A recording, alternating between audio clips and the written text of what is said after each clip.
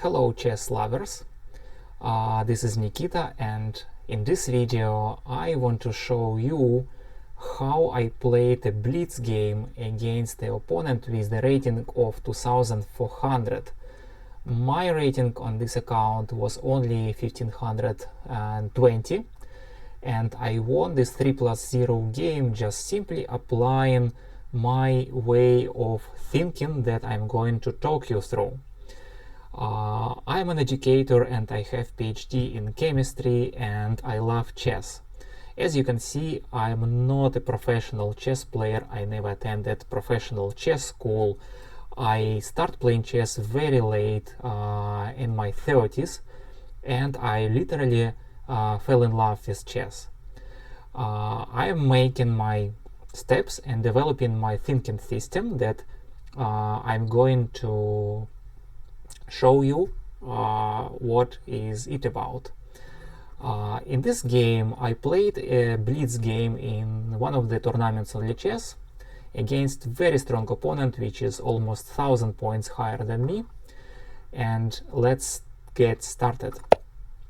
So my opponent plays white, and before I start the game I decided for myself, this is blitz, this is not a bullet, this is not super fast chess, just 3+0, but the speed is very high. You need to make decisions very high. When you play with strong opponents, like very strong opponents, like 1000 plus ratings higher than you, I would highly recommend you to create positions on the board that are very complex as possible, because the more complex position is, the more probability that your opponent will make mistakes or even blunders. Even if you play against grandmasters, you know that grandmasters also blunder. Of course, this is one of the rarest games and doesn't mean that following the simple tricks that I'll show you will lead you to win any opponent which is 1000 plus more ELO than you. Doesn't mean that. This is a rare game, but such games when you can win such strong opponents really motivate you and really help you to play amazing chess and motivate you to learn chess much more. So I decided that I'll play complex position. I'll try to create some position where there's so many different possibilities, and my hope was that in blitz game my opponent will blunder. And I respond with e6. Then my opponent develops the bishop and I go d6. I'll quickly scroll through the first steps. My idea was to play the opening that is called hippo, named after one of the big animals. This is very complex opening, and of course it's easy to play the opening, but it's very difficult to play middle game and end game. So my opponent tries to control the center. I play h6. This is standard move for the hippo opening. I develop my knight. My opponent also develops his pieces. There is no immediate attack. Of course, I watch if there is immediate attack, if I need to respond to something, but currently no, I don't need to respond to anything. I continue with my development. I decided to play f5. This is a bit away from traditional hippo opening, but I decided to make this move because I see that my opponent castles short side, and let's give a little bit of pressure on the king side. That's the reason for this move. I want to push my pawns a bit towards the king, and now the interesting thing starts. So computer now attacks my pawn on f5, and I develop my knight. This is inaccuracy, but I don't really worry about inaccuracies in blitz games. It's all fine. It's not a blunder. It's not a mistake. It just means that there was a better move, and but in accuracy is still okay move. Computer says that I should raise the castle, but I played knight on d7.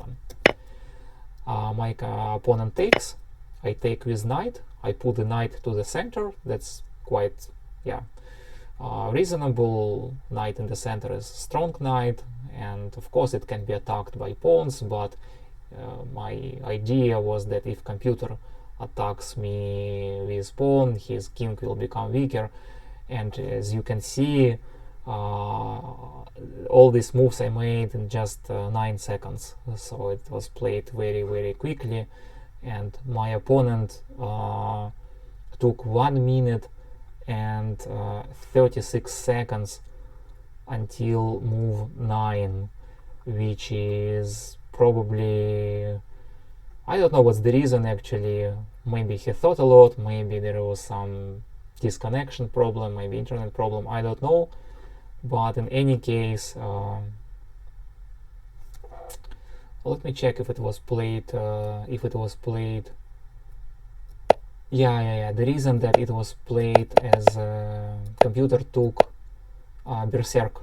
So my opponent took berserk. My opponent decided that he will play 1 minute and 30 seconds, half time of my time, and that's very typical in the tournaments.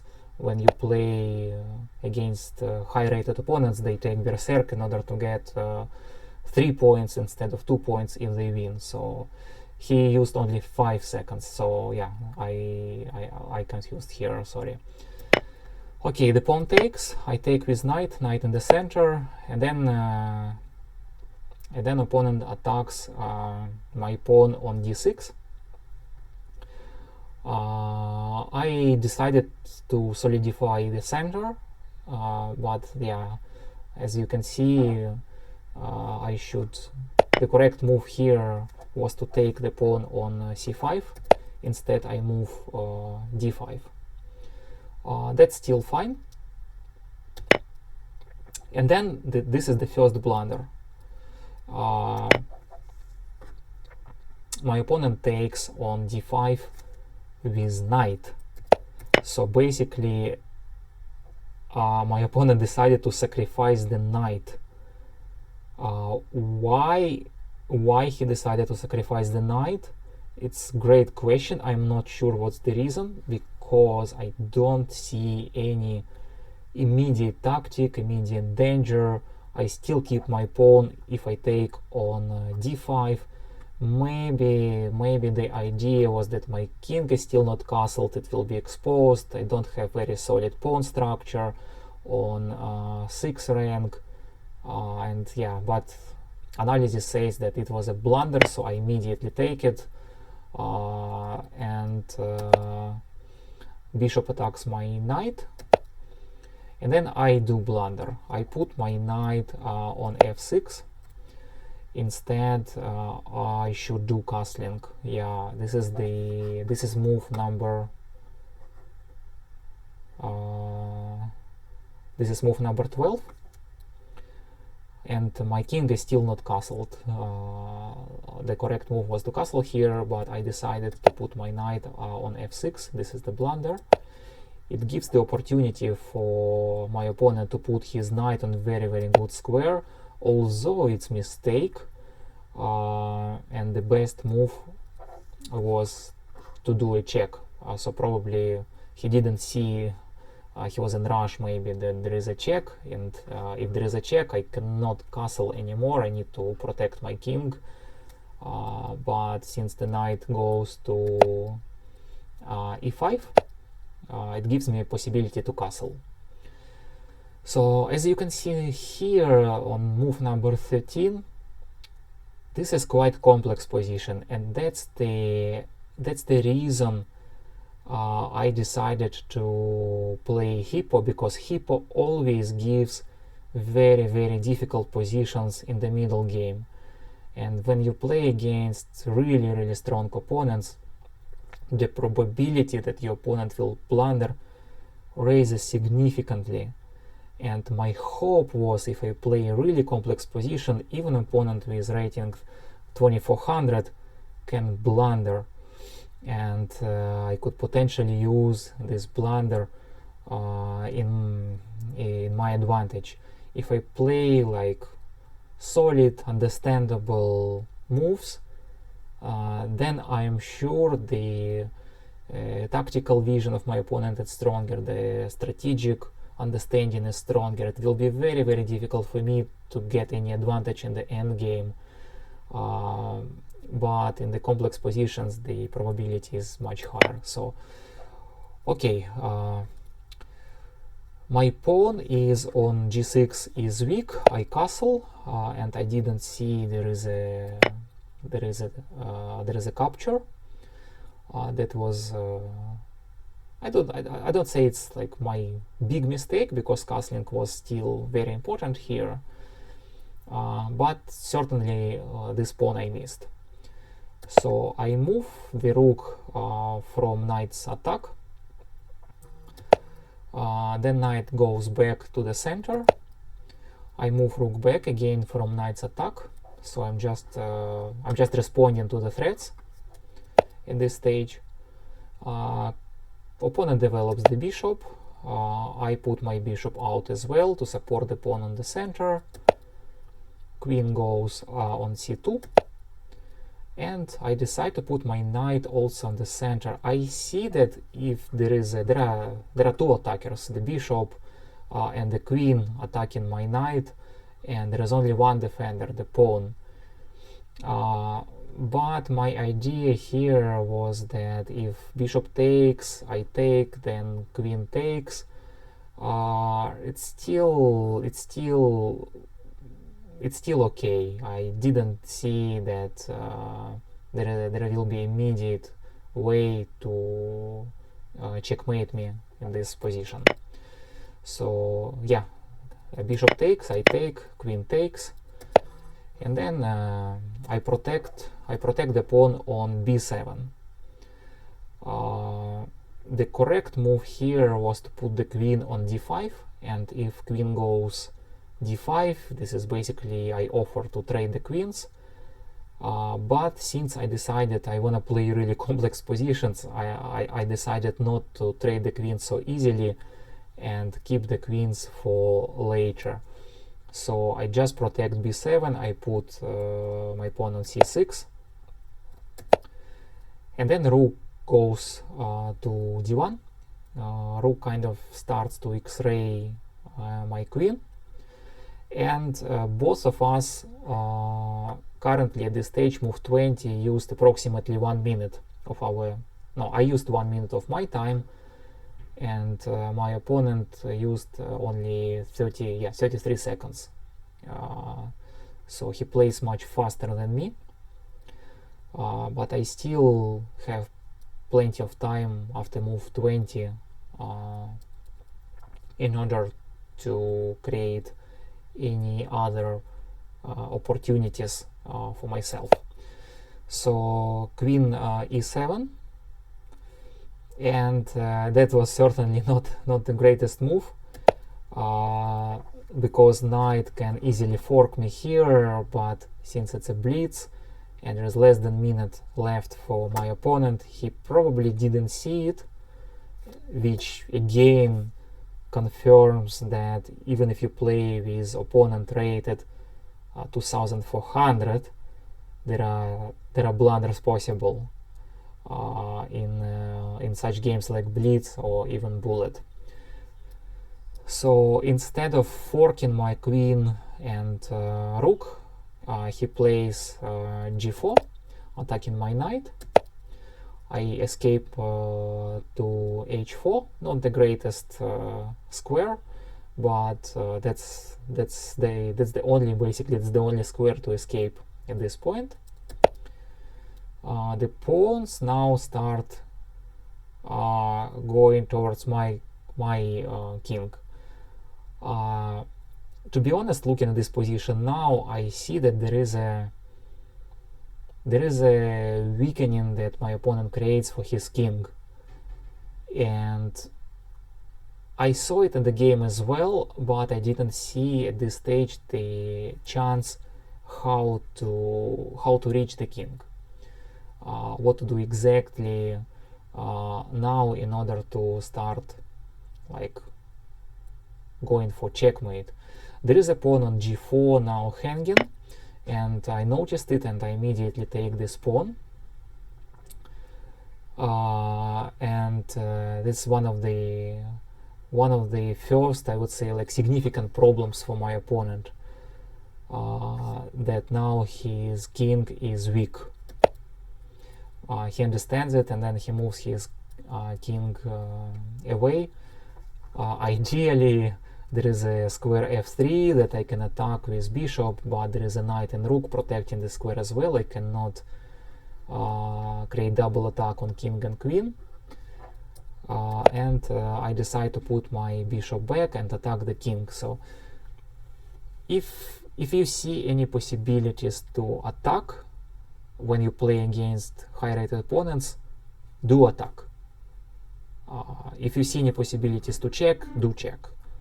Or if you see any capture in your favor, yeah, go for it. Any move that forces your opponent to respond is good move. This opponent definitely forces my opponent to respond. I'm attacking his queen, and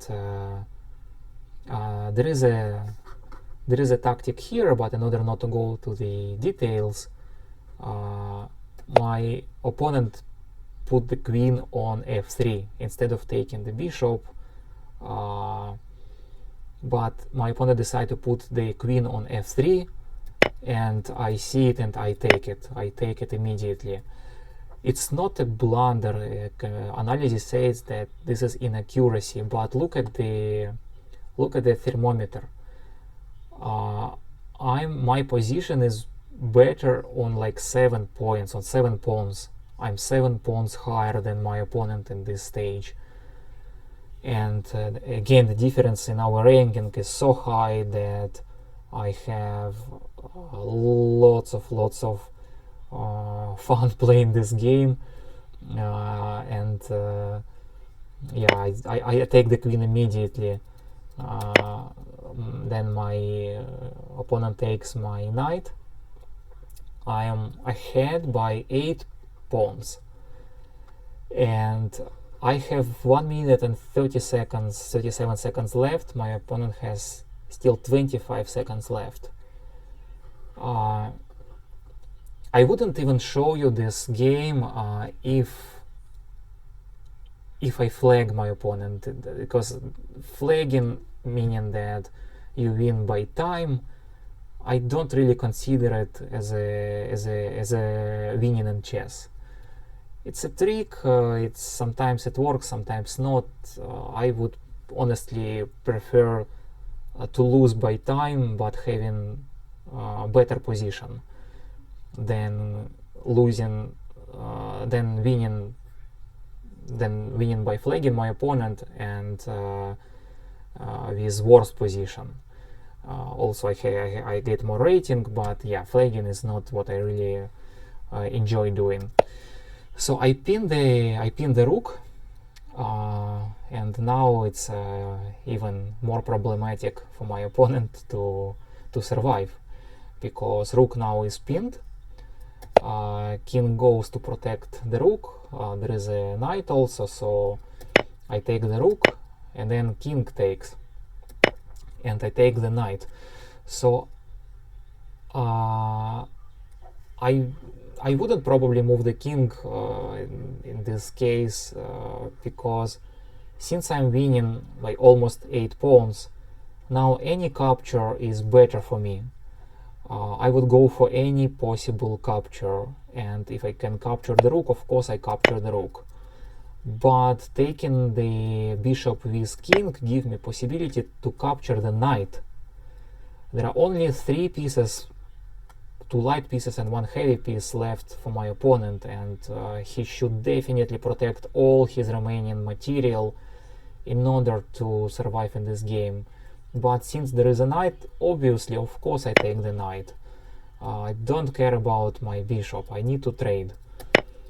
The pawn takes, and I start creating possibilities to do checks and eventually checkmate. My opponent replies with e6. There are two pawns that are still dangerous, and I still need to take care of these pawns before it becomes too critical. So I protect the 8th rank with my rook. And then my opponent decides to put the rook on h1, which is a mistake, and I also don't understand the logic behind it. Yeah, of course, no, he protects the pawn on h2, but it's not really super important pawn in this game. There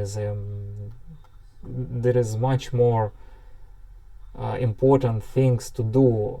There are pawns on f4 and there is a pawn on e6, and they need to come together and they need to kind of go forward in order to come closer to my king, maybe somewhere give a fork for my king and rook, something like that. But using the heaviest piece to protect the pawn on h2, that's a bit strange. So even players with this high rating in blitz games can do such mistakes. 20 seconds left for my opponent. I take the pawn, which is free, so I just gather the remaining material, check, I escape, and now he creates the threat on g7.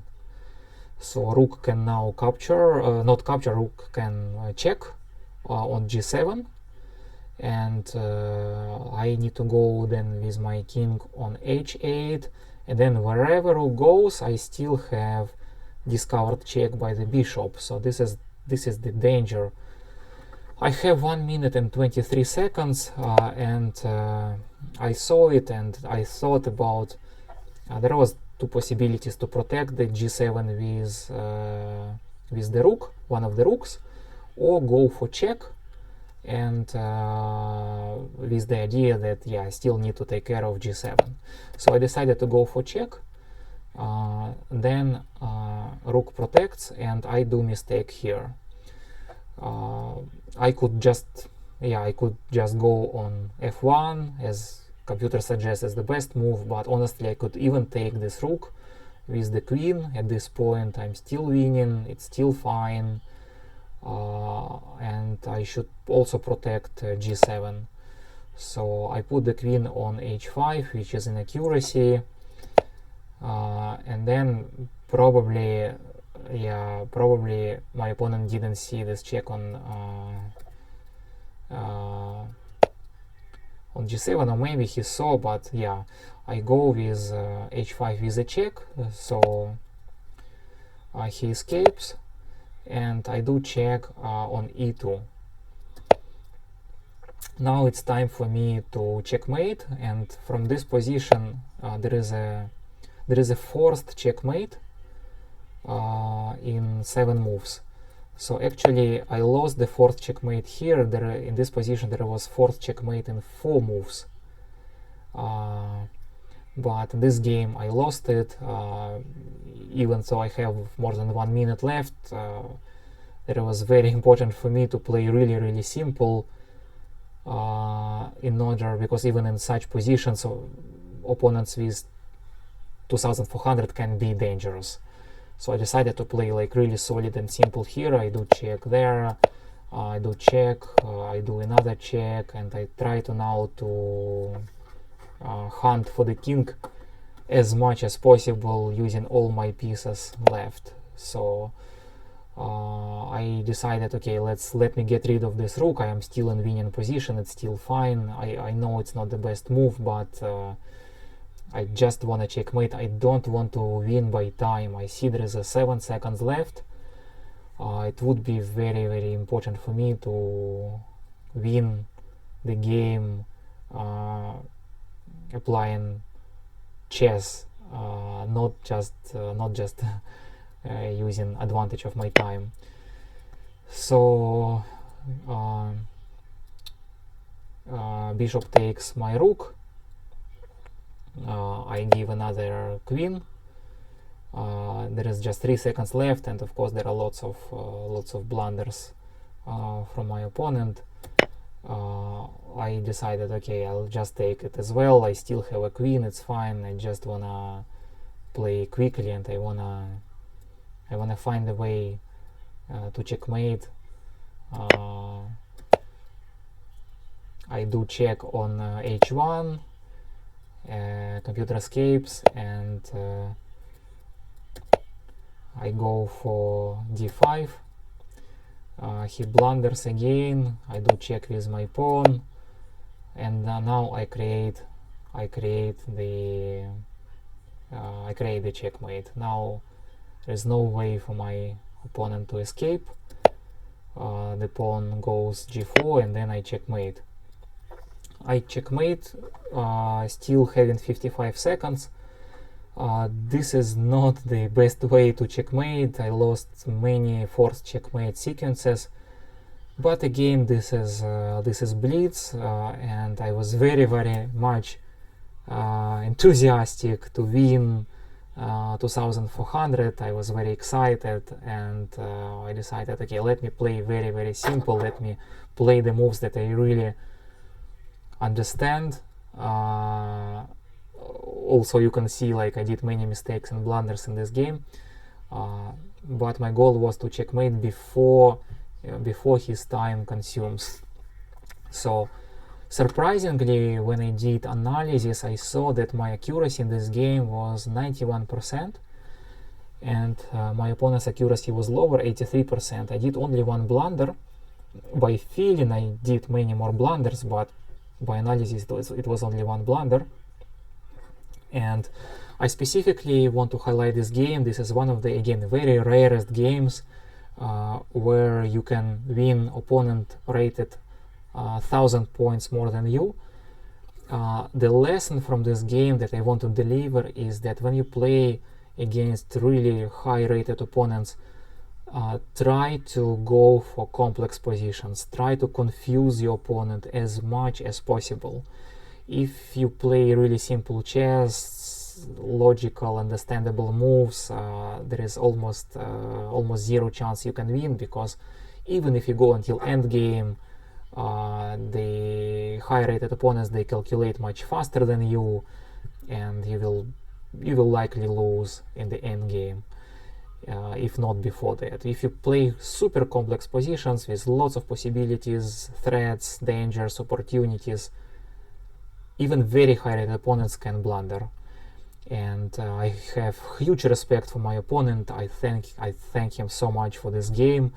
It gives me like lots of motivation to continue playing and continue developing my understanding of chess. I hope you enjoy this analysis, and I wish you to have many games like this one, which really gives you lots of motivation to play and to enjoy chess as much as possible. Thank you very much. See you in my next video.